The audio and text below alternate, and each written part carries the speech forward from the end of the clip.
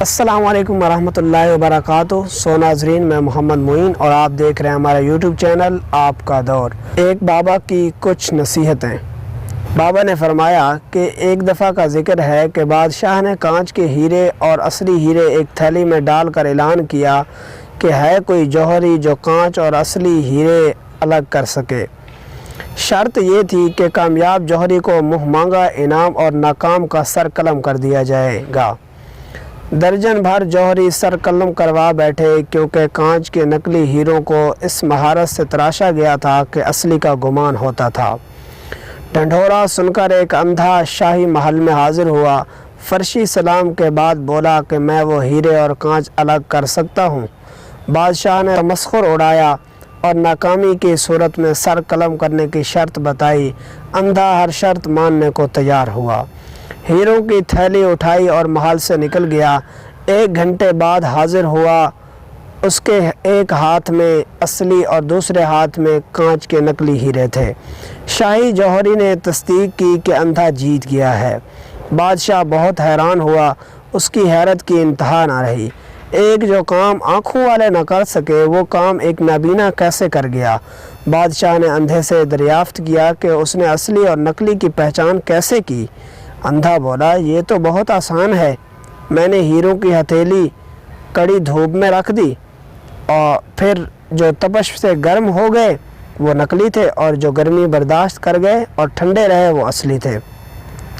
بادشاہ نے اندھے کے علم کی تعریف کی اور انعام و اکرام سے نواز کر رخصت کیا۔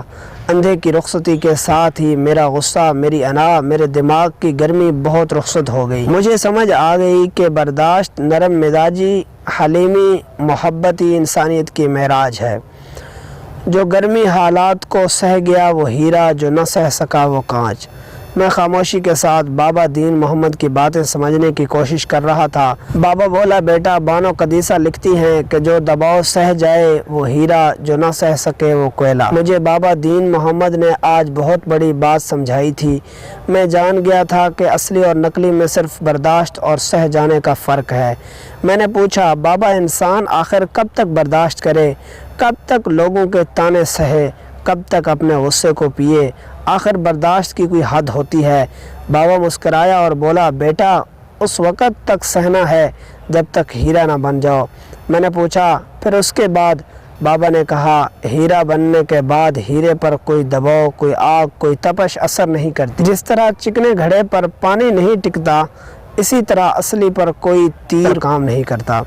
میں نے کہا، انسان کو انسان کے ساتھ کیسا سلوک کرنا چاہیے؟ بابا دین محمد بولا، درخت سے سیکھو جو پھل بھی دیتا ہے اور سایہ بھی۔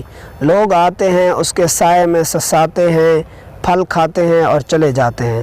درخت اسی جگہ کھڑا اگلے مسافر کا انتظار کرتا ہے اور ہر آنے والے کی آؤ بھگت کرتا ہے، خاموش رہتا ہے، کبھی شور نہیں کرتا، اپنی عنایات کا اعلان نہیں کرتا، جتاتا نہیں۔ اسی طرح بندے کو ہونا چاہیے۔ بابا اشفاق صاحب فرماتے تھے کہ کسی آم کے درخت نے کبھی اپنا آم چوس کر نہیں دیکھا۔